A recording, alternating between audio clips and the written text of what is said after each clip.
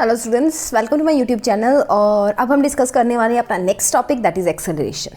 इससे पहले वाले जो वीडियो था, जो हमारा सेकंड लेक्चर था, उसके अंदर मैंने आपको बताया कि वेलोसिटी और स्पीड क्या होती है। उसे प्रीवियसली हमने जो डिस्कस किया था, that is distance and displacement. Okay, so उसी डिस्टेंस और डिस्प्लेसमेंट का आगे जब हम डिवाइडेड बाय टाइम कर देते हैं तो वो हमारा, अगर डिस्टेंस डिवाइडेड बाय टाइम है तो स्पीड बन जाता है और डिस्प्लेसमेंट डिवाइडेड बाय टाइम है तो वेलोसिटी बन जाता है। ओके, अब क्या करेंगे, वही वेलोसिटी हमें एक्सेलरेशन देगी। ठीक है, एक्सेलरेशन क्या होता है, क्यों हम एक्सेलरेशन को पढ़ रहे हैं, किस लिए, क्या ये यूज़ होता है, कैसे होता है, सारा कुछ मैं आपको बताऊंगी। सो बेसिकली बहुत इंटरेस्टिंग वे के अंदर हम इसको स्टडी करने वाले हैं। तो हमने क्या किया पिछले में, स्पीड एंड वेलोसिटी। अब स्पीड को भूल जाइए, सिर्फ वेलोसिटी को याद रखिए। और वेलोसिटी को याद रखते रखते आपने क्या करना है, उस वेलोसिटी के अंदर चेंज देखना है। किसके विद रिस्पेक्ट टू, टाइम के with respect to, that is change in velocity divided by time is known as acceleration. Velocity के अंदर टाइम के विद रिस्पेक्ट टू कितना चेंज हो रहा है, उसकी इंफॉर्मेशन, उसके बारे में जो हमें बताता है, that quantity is known as acceleration, that parameter is known as acceleration. The acceleration is defined as a rate of change of velocity with respect to time. आपको दिया हुआ है, दिख रहा है, that is rate of change of velocity with respect to time. Rate of change किसको बोलते हैं, डी बाई डी टी को rate of change of time बोला ना, डी बाई डी टी को किसका चेंज देखना है, वेलोसिटी का। तो एक्सेलरेशन जो ए होता है, this is A vector quantity, तो ऊपर एरो लगती है and it can be written as D V vector divided by D T vector और D T time. Okay, that acceleration is represented as first derivative of velocity, यानी कि rate of change of time कैसे लिखेंगे, D by D T, derivative change को represent करना है, देखना किसके अंदर है, वेलोसिटी के अंदर। तो D V by D T is your acceleration. Okay, next बात करते हैं, एक्सेलरेशन जो होता है वो एक वेक्टर क्वांटिटी होता है। मैंने अभी बोला कि ऊपर एरो लगेगी, यानी कि इसका मैग्नीट्यूड भी है और इसकी डायरेक्शन भी होती है।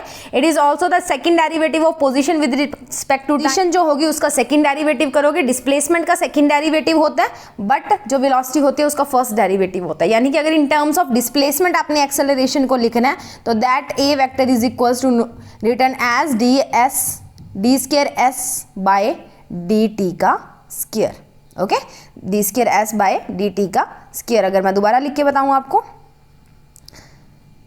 तो that acceleration A vector is written as D square S by D T. ये तो लिखेंगे हम सेकंड डेरिवेटिव ऑफ पोजीशन या डिस्प्लेसमेंट, जहां पे एस आपकी डिस्प्लेसमेंट है और टी आपका टाइम टेकन है, तो इसको ऐसे भी लिखा जा सकता है, acceleration is equals to A D square S by D T का स्क्वायर। और जो एक्सेलरेशन है उसको फर्स्ट डेरिवेटिव लिखा जा सकता है, किसका, वेलोसिटी का। ठीक है, अब इसको फर्स्ट डेरिवेटिव अगर हम वेलोसिटी का लिखें तो हमारे पास क्या बनेगा, that is D V by D T. तो इसको हम क्या लिख सकते हैं, acceleration is written as D V by D T और वी आएगा हमारा वेक्टर। ओके, बस आपने क्या करना है, अब देखो हम ये बोलते हैं ना कि rate of change of velocity with respect to time, तो रेट ऑफ चेंज कौन रिप्रेजेंट करता है, डी बाई डी टी, और वेलोसिटी की जगह पे आ गया वी। आपने पीछे वाले जो मैंने आपको कराया था प्रीवियस वीडियो, उसके अंदर वी की वैल्यू निकाली थी, V is equals to D S by D T, ये निकाली थी हमने। ठीक है, कई जगह पे आपको बुक्स में D x vector by D T भी लिखा हुआ दिया होता है, एक ही चीज होती है। ठीक है, सो अब ये जो v हमारे पास आया ना, ये वाला v, इसकी वैल्यू हमने क्या करनी है, पुट कर देनी है किसके अंदर, इसकी जगह पे। तो अब यहाँ से d से d देखोगे, डी स्क्वायर बन गया, और dt और dt का स्क्वायर बन गया, तो वहां से भी आपका एक्सेलरेशन जो है वो बन जाएगा। ठीक है, so acceleration is represented as change in velocity, that is delta v divided by delta t, and इसके यूनिट्स जो होती हैं दैट इज ms का square, meter per second square होता है। इसका जो डिमेंशनल फॉर्मूला होता है that is L T minus two. The dimensional formula of acceleration is L T minus two. Okay, L T minus two होता है इसका जो हमारे पास डिमेंशनल फॉर्मूला होता है। अब देखो एक्सेलरेशन क्या एक वेक्टर क्वांटिटी है, तो ये पॉजिटिव भी हो सकती है, नेगेटिव भी हो सकती है, जीरो भी हो सकती है। ठीक है, अगर आपका पॉजिटिव एक्सेलरेशन है, यानी कि एक्सेलरेशन की वैल्यू आपकी प्लस की आ रही है, तो दैट मीन्स कि आपकी जो वेलोसिटी है वो इंक्रीज कर रही है विद रिस्पेक्ट टू टाइम। अगर वो जीरो आ रही है, इसका मतलब वेलोसिटी क्या है, यूनिफॉर्म है। यूनिफॉर्म वेलोसिटी मैंने आपको बताया, equal displacement in equal intervals of time. और वहीं पे अगर आपकी एक्सेलरेशन जो है वो नेगेटिव आ रहा है, तो वो जो नेगेटिव एक्सेलरेशन होता है उसका एक और नाम भी दिया जाता है, and that name is known as retardation. इसका मतलब क्या होता है, वेलोसिटी डिक्रीज हो रही है। ठीक है, कोई चीज एक्सेलरेट हो रही है मतलब क्या होता है, वेलोसिटी इंक्रीज हो रही है। कोई चीज डी एक्सेलरेट हो रही है या रिटार्ड हो रही है, दैट मीन्स कि जो वेलोसिटी है वो डिक्रीज हो रही है। और अगर एक्सेलरेशन की वैल्यू जो है वो a इक्वल टू 0 आ जाए, दैट मीन हम किसकी बात कर रहे हैं, कांस्टेंट या यूनिफॉर्म वेलोसिटी की, यानी कि आपकी जो कार है, आपकी जो गाड़ी है वो एक ही स्पीड से चलती जा रही है, ठीक है, यूनिफॉर्म वेलोसिटी की बात करते हैं। एक्सेलरेट होने का मतलब आपकी जो कार है वो स्पीड को चेंज करिए, आप सीधी रोड पे चल रहे हो, बहुत ज्यादा स्पीड से चल रहे हो, फिर मोड़ आया, मोड़े और स्पीड कम की, जो वेलोसिटी है वो कम की है, फिर आगे कोई चौक आ गया, फिर वेलोसिटी को चेंज करना पड़ा, फिर आगे आप सीधी रोड पे जाओगे तो फिर वेलोसिटी को चेंज करोगे, ठीक है। बाकी अगर हम बात करते हैं कि नेगेटिव एक्सेलरेशन की, तो बेसिकली वो उन सिचुएशंस में आता है जब ट्रैफिक ज्यादा होता है, आपकी जो कार होती है वो उसकी जो स्पीड है वो कम होती जाती है, जैसे जैसे ट्रैफिक जो है वो इंक्रीज होता जाता है, या भीड़ भाड़ वाला जो इलाका होता है उसके अंदर आपकी जो गाड़ी है उसकी स्पीड को आपको कम करना पड़ता है, या अपने से रुकने से पहले, आप कहीं पे जाके आए तो रुकने से पहले आप गाड़ी की स्पीड को क्या करोगे, डिक्रीज करोगे, कम करोगे, तभी वो 0 पे आके रुकेगी जो वेलोसिटी है। तो that acceleration is known as retardation, ठीक है। एक्सेलरेशन का उल्टा होना या एक्सेलरेशन की वैल्यू माइनस में आना is known as retardation, okay. हम नेक्स्ट बात करते हैं एक्सेलरेशन ट्रायंगल की या पिरामिड की। तो यहां से आप क्या कर सकते हो, एक्सेलरेशन का जो फॉर्मूला है उसको ड्राइव कर सकते हो। उसका ड्राइव कैसे करना है, आपने क्या करना है, इस चीज को भूल जाइए, ठीक है, ये नहीं है, ठीक है। आपने यहाँ पे क्या करना है, इक्वल टू लगाना है और यहाँ पे डिवाइड लगाना है, आपने कुछ भी नहीं करना, यहाँ पे इक्वल टू और यहाँ पे डिवाइड लगाया तो एक्सेलरेशन यानी कि meter per second square a is equals to delta v divided by t, ठीक है। यहां से ये चीज समझ आई। तो अब नीचे देखते हैं, वही फॉर्मूला हमने लिखा हुआ, that is change in velocity meter per second के अंदर डिवाइडेड बाय टाइम किसके अंदर, सेकंड के अंदर। तो यहां से जब हम एक्सेलरेशन की वैल्यू निकालेंगे, that acceleration a is equals to delta v by delta t, ठीक है, या t भी आप इसको लिख सकते हो, डेल्टा t लिखने की जरूरत नहीं है, ओके। ये क्लियर हो गया। उसके बाद की बात करते हैं, आप एक्सेलरेशन को ऐसे भी लिख सकते हो, that is a is change in velocity देखना है तो इनिशियली वेलोसिटी क्या थी और फाइनल वेलोसिटी क्या थी, और u जो होता है वो आपका हमेशा इनिशियल वेलोसिटी को रिप्रेजेंट करता है, ये आपने 9th क्लास में पढ़ा है। और t जो है दैट इज आवर टाइम, ये हमारा क्या होता है, टाइम होता है, ओके। क्लियर हो गया। तो final velocity minus initial velocity divided by t। आपने चलना शुरू किया है, वो वेलोसिटी आप अपने घर से चले हो तब आपकी वेलोसिटी कितनी है, अपने स्कूल पहुंचे तब आपकी वेलोसिटी कितनी है, और स्कूल से घर जाने या घर से स्कूल आने में आपको कितना टाइम लगता है, स्कूल वाली वेलोसिटी में से घर वाली वेलोसिटी माइनस करोगे, डिवाइडेड बाय टाइम करोगे, तो आपके पास क्या आ जाएगा, एक्सेलरेशन आ जाएगा, ठीक है। नेक्स्ट बात करते हैं, इसको एक और तरीके से और भी लिखा जा सकता है, दैट इज एक्सेलरेशन यानी कि a vector is equal to v minus V not divided by delta T, इसको ऐसे भी लिखा जा सकता है इनिशियल और फाइनल वेलोसिटी को लेके। उसके बाद में बात करते हैं किसके टाइप्स ऑफ एक्सेलरेशन की। जैसे हमारी टाइप्स ऑफ वेलोसिटी होगी उतनी ही टाइप ऑफ एक्सेलरेशन होगा। तो हमने वेलोसिटी की यूनिफॉर्म, नॉन यूनिफॉर्म और इंस्टेंटेनियस, ठीक है। यूनिफॉर्म वेलोसिटी क्या थी, जब इक्वल चेंजेस आ रहे हैं डिस्प्लेसमेंट के अंदर इक्वल इंटरवल ऑफ टाइम के अंदर, ठीक है। अब एक्सेलरेशन हमारा क्या होता है, acceleration is are velocity upon time. तो जब वेलोसिटी के अंदर इक्वल आपकी वेलोसिटी चेंज होती है इक्वल इंटरवल्स ऑफ टाइम के अंदर, तो that is known as your uniform acceleration, यानी कि इक्वल वेलोसिटी इक्वल टाइम के अंदर। If an objects undergo equal changes in velocity in equal intervals of time is known as uniform acceleration. अगर वहीं पे अनइक्वल हो जाए, अनइक्वल नॉन यूनिफॉर्म का मतलब क्या बताया था कि जब आप विदाउट यूनिफॉर्म आते हो, विदाउट यूनिफॉर्म मतलब आप तो वही हो बट कपड़े बदल चुके हैं आपके, यानी कि वेलोसिटी बदलेगी, टाइम नहीं, टाइम को इक्वली रखना है। तो unequal velocity, unequal change in velocity in equal intervals of time is known as non uniform. Sorry, यहाँ पे आपने नॉन यूनिफॉर्म करना है, ये यूनिफॉर्म लिखा हुआ है, यहाँ पे नॉन यूनिफॉर्म कर लेना, टाइपिंग मिस्टेक है, okay. That is known as non uniform acceleration, okay. उसके बाद में आपको ग्राफ दिए हुए हैं यूनिफॉर्म एक्सेलरेशन का और नॉन यूनिफॉर्म एक्सेलरेशन का। हम क्या करते हैं, टाइम और एक्सेलरेशन का ग्राफ जो है वो प्लॉट करते हैं। तो यूनिफॉर्म एक्सेलरेशन होने का मतलब क्या होगा, आपकी जो कर्व है वो बिल्कुल सीधी जाएगी, ठीक है, बिल्कुल सीधी जाएगी। जितना आपका टाइम बदल रहा है उतनी आपकी वेलोसिटी बदल रही है, जितना टाइम उतनी वेलोसिटी, जितना टाइम उतनी वेलोसिटी होना, ठीक है। यूनिफॉर्म एक्सेलरेशन और नॉन यूनिफॉर्म एक्सेलरेशन की बात करते हैं तो आप क्या करते हो, ऐसे कर्व के अंदर मूव करते हो, कहीं पे भी आप स्टैटिक नहीं रह पाते हो, ठीक है, उल्टा उल्टा मूव करना है। ये एक जैसा है ना, एक जैसा होने का मतलब यूनिफॉर्म, ये एक जैसा नहीं है मतलब नॉन यूनिफॉर्म, ओके। नेक्स्ट बात करते हैं एवरेज और इंस्टेंटेनियस एक्सेलरेशन। एवरेज वेलोसिटी जो थी वही हमारी, वैसे ही हमारा एवरेज एक्सेलरेशन होता है, change in velocity divided by the time interval during which the changes occur, that is A vector is equal to delta V by delta T is known as average acceleration. और इसी average acceleration पर जब limit लग जाती है time की, instantaneous याद आया, इंस्टेंट इफेक्ट, इनो वाला, पिछले वाला, ठीक है।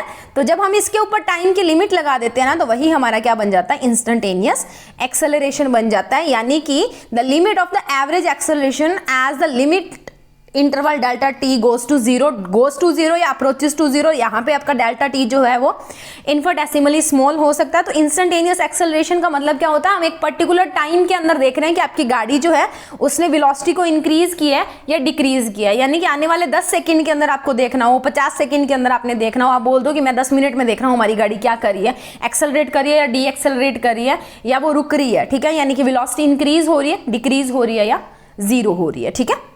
तो इसको आप dv बाई dt से भी लिख सकते हो, दैट इज डेरिवेटिव की फॉर्म में। अब ये आ गया हमारे पास, जब तक फिजिक्स का कंसेप्ट करो और रियल लाइफ में ना जाओ ना, तब तक मजा नहीं आता है।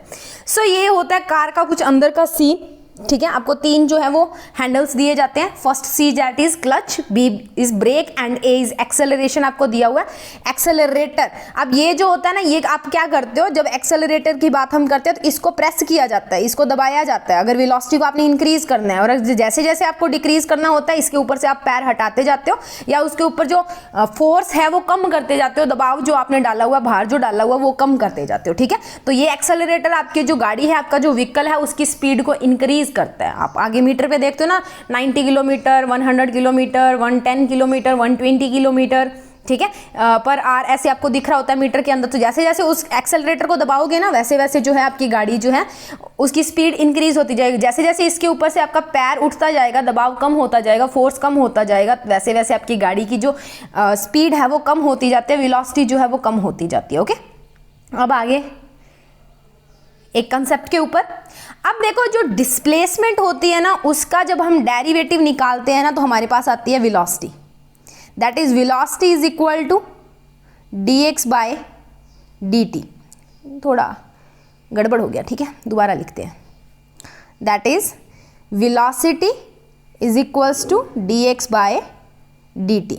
ये होता है हमारा velocity, first order derivative. Okay, तो वेलोसिटी डिफरेंट, हमने डेरिवेटिव किसका करना है, डिस्प्लेसमेंट का, किसके साथ, टाइम के साथ। तो क्या बनेगी, वेलोसिटी। और अब जब वेलोसिटी का डिफरेंशिएशन कर देंगे हम, वेलोसिटी का डिफरेंशिएशन मतलब dv बाय dt जब हम कर देंगे, तो हमारे पास क्या बन जाएगा, एक्सेलरेशन बन जाएगा। या एक देखो, ये रहा एक डिफरेंशिएशन, ये रहा 2 डिफरेंशिएशन, यानी कि 2 बार अगर हम टाइम के साथ डिस्प्लेसमेंट का डेरिवेटिव कर देते हैं, तो हमारे पास क्या आ जाता है, एक्सेलरेशन आ जाता है। That is d square x by dt का स्क्वायर। ओके, ये तो बात होगी किसकी, डिफरेंशिएशन की। अब अगर आपको क्या दिया हो, एक्सेलरेशन दिया और आपको बोले कि वेलोसिटी निकालो, तो क्या करोगे, एक्सेलरेशन दिया है, आपको बोले कि वेलोसिटी निकालो, तो आप उसको क्या कर दोगे, इंटीग्रेट कर दोगे। क्यों, क्योंकि एक्सेलरेशन क्या होता है, dv बाई dt। और dv बाई dt का मैंने बताया था जब आपको इंटीग्रेशन और डेरिवेटिव कराया था कि ये एक दूसरे के उल्टे होते हैं। अगर आपको किसी फंक्शन का डेरिवेटिव दिया है, आप उसका इंटीग्रेशन कर दोगे ना, तो ये एक दूसरे को कैंसिल कर देंगे। यानी कि मान लो मेरे पास गिवन है, that is dv by dt, मेरे पास गिवन है dv बाई dt, यानी कि एक्सेलरेशन की वैल्यू मेरे को दी है, मैं इसका क्या कर दूं, इंटीग्रेशन कर दूं, तो ये इंटीग्रेशन कट कर देगा इस dv बाई dt को, और आपके पास वैल्यू किसकी आ जाएगी, v की वैल्यू आ जाएगी। v बचा ना, तो v की वैल्यू आ जाएगी। तो अगर आपको क्वेश्चन में एक्सेलरेशन दिया हुआ है, आपको वेलोसिटी निकालनी है, तो उसका इंटीग्रेशन कर दो। अगर आपको वेलोसिटी दी हुई है और आपको बोला है कि डिस्प्लेसमेंट निकालो, तो भी उसका इंटीग्रेशन कर दो। और अगर आपको एक्सेलरेशन दिया है और आपको बोले कि डेरिवेटिव डिस्प्लेसमेंट निकालो, तो उसका 2 बार इंटीग्रेशन कर दो, ठीक है। या आप क्या करो, पहले उसका इंटीग्रेशन करो, वेलोसिटी निकालो, फिर दोबारा उसका इंटीग्रेशन करके डिस्प्लेसमेंट निकाल लो। Is it clear. तो 2 बार क्या करोगे, इंटीग्रेट करोगे एक्सेलरेशन को, तो आपके पास डिस्प्लेसमेंट आ जाएगी। 1 बार करोगे तो वेलोसिटी। डिस्प्लेसमेंट को 2 बार डिफरेंशिएट करोगे तो एक्सेलरेशन आएगा, 1 बार डिफरेंशिएट करोगे तो वेलोसिटी आएगी, और वेलोसिटी को 1 बार डेरिवेटिव करोगे उसका, तो आपके पास क्या आएगी, एक्सेलरेशन आ जाएगी, ठीक है। तो ये हो गया फंडा। अब एक बात करते हैं एग्जाम्पल की। एग्जाम्पल की अगर मैं बात करूं, तो what will be the acceleration of an object which moves with a uniform velocity. एक ऑब्जेक्ट जो एक यूनिफॉर्म वेलोसिटी से मूव कर रहा है, यूनिफॉर्म वेलोसिटी मतलब इक्वल टाइम इंटरवल्स के अंदर इक्वल जो वेलोसिटी के अंदर चेंजेस देखने को आपको मिल रहे हैं, तो आपका एक्सेलरेशन क्या होगा। देखो, जब कभी भी हम क्या बात करते हैं एक्सेलरेशन के अंदर, that is change in velocity. Acceleration के अंदर हम क्या देख रहे हैं, change in velocity. But uniform के अंदर तो चेंज सेम सेम आ रहा है, यहां से यहां आए हो वही है, ठीक है, यहाँ से यहाँ आए हो वही है, तो दोनों को माइनस करोगे तो आंसर तो 0 आएगा। आपकी इनिशियल वेलोसिटी भी वही है और फाइनल वेलोसिटी भी वही है। यूनिफॉर्म होने का मतलब क्या होता है, एक जैसे है ना सारे बच्चे, चाहे पहले वाले बच्चे को देखो, रोल नंबर 1 को देखो, चाहे रोल नंबर 40 को देखो, यूनिफॉर्म एक जैसी है ना। तो इनिशियल वाला बच्चा, शुरू वाला बच्चा ने भी वैसी ही यूनिफॉर्म डाली हुई है जैसी लास्ट वाले बच्चे ने डाली है। आपके स्कूल में 1000 बच्चे हैं तो जो पहले नंबर पे एडमिशन कराता है उसकी भी वही यूनिफॉर्म होती है और जो लास्ट नंबर पे एडमिशन कराता है उसकी भी वही यूनिफॉर्म होती है। तो यानी कि जो इनिशियल बच्चा आया था सबसे पहले, जब एडमिशन स्टार्ट हुए थे तब भी वही यूनिफॉर्म मिली है, और जब फाइनल हो गया, एडमिशन खत्म हो गए, फाइनल डेट निकल गई, तब भी वही यूनिफॉर्म है। तो इनिशियल माइनस फाइनल करोगे, अब दोनों बच्चों के कपड़ों में फर्क थोड़ी दिखेगा। तो दोनों बच्चों के कपड़े क्या है, सेम सेम है, यूनिफॉर्म क्या है, सेम सेम है, तो उनके बीच में डिफरेंसेस क्या होंगे, 0। तो वेलोसिटी क्या होगी, 0। वेलोसिटी अगर 0 होगी, टाइम तो कभी 0 हो नहीं सकता। वेलोसिटी 0 हो सकती है क्योंकि वो एक वेक्टर है। तो वेलोसिटी अगर 0 होगी तो क्या बनेगा, 0/t। अब 0/t क्या होता है, something upon 0 divided by something is 0। तो एक्सेलरेशन क्या आएगा, 0 आएगा। मैंने जब आपको एक्सेलरेशन के बताया था कि एक वेक्टर क्वांटिटी होती है, अगर वेलोसिटी इंक्रीज हुई है तो एक्सेलरेशन, अगर वेलोसिटी डिक्रीज हुई है तो डी एक्सेलरेशन या रिटार्डेशन, और अगर यूनिफॉर्म वेलोसिटी है तो एक्सेलरेशन क्या होता है, 0 हो जाता है, या कांस्टेंट वेलोसिटी है तो एक्सेलरेशन क्या होता है, 0 हो जाता है। तो यहाँ पे हमारा जो एक्सेलरेशन आएगा वो 0 आएगा क्योंकि यूनिफॉर्म वेलोसिटी है। यूनिफॉर्म मतलब यूनिफॉर्म को अलग हम बोलते हैं कांस्टेंट, कांस्टेंट है। तो एक्सेलरेशन में हम बात करते हैं चेंज इन वेलोसिटी की, बट अगर एक चीज मैं आपको बताऊं, बट चेंज आया ही नहीं तो एक्सेलरेशन कहां से आएगा। और दूसरा हम एक्सेलरेशन को लिखते हैं दैट इज dv/dt। अब वेलोसिटी कांस्टेंट है, कांस्टेंट का डेरिवेटिव क्या होता है, 0 होता है, तो एक्सेलरेशन क्या हो गया, 0 हो गया। ठीक है, सो हमारा आंसर क्या आएगा, that is acceleration is 0। Okay, so ये था आज का कंसेप्ट अभी का, that is acceleration. Next video में हम मिलने वाले हैं हमारे जो एक कंसेप्ट हो रहा है दैट इज रिलेटिव वेलोसिटी का। ठीक है, उसके बाद में हम करेंगे टाइप्स ऑफ मोशन, कि मोशन कितने तरह के होते हैं, क्या क्या उसके टाइप्स होते हैं, कैसे कैसे हम उनको देख सकते हैं। तो उसके बाद में हम बात करेंगे किसकी, टाइप्स ऑफ मोशन की। सो अभी के लिए इतना ही। एक्सेलरेशन को देखिए, बहुत इंपॉर्टेंट है। एक्सेलरेशन आपको आना चाहिए, पता होना चाहिए क्या होता है। आगे जो सारे हमारे चलेंगे that is motion in a straight line, motion in a plane, या प्रोजेक्टाइल मोशन जब हम करेंगे सो उसके अंदर ये यूज होने वाला है। सो आपको ये जो है मैंने जो करवाया है उसके नोट्स मिलेंगे आपको कमेंट बॉक्स के अंदर। अभी के लिए इतना ही, इसको करके देखिए। नेक्स्ट वीडियो में मिलते हैं रिलेटिव वेलोसिटी के कंसेप्ट के साथ। वो थोड़ा सा ना ट्रिकी सा थोड़ा सा है, जो खराब करने वाला कंसेप्ट है, तो उसके लिए हम अलग वीडियो पे ही उसके ऊपर जो है वो कथा करेंगे, चर्चा करेंगे। तो तब तक के लिए इस वीडियो को देखिए, अच्छा लगा तो लाइक शेयर एंड सब्सक्राइब कीजिए और बने रहिए। नेक्स्ट वीडियो में मिलते हैं रिलेटिव वेलोसिटी के साथ।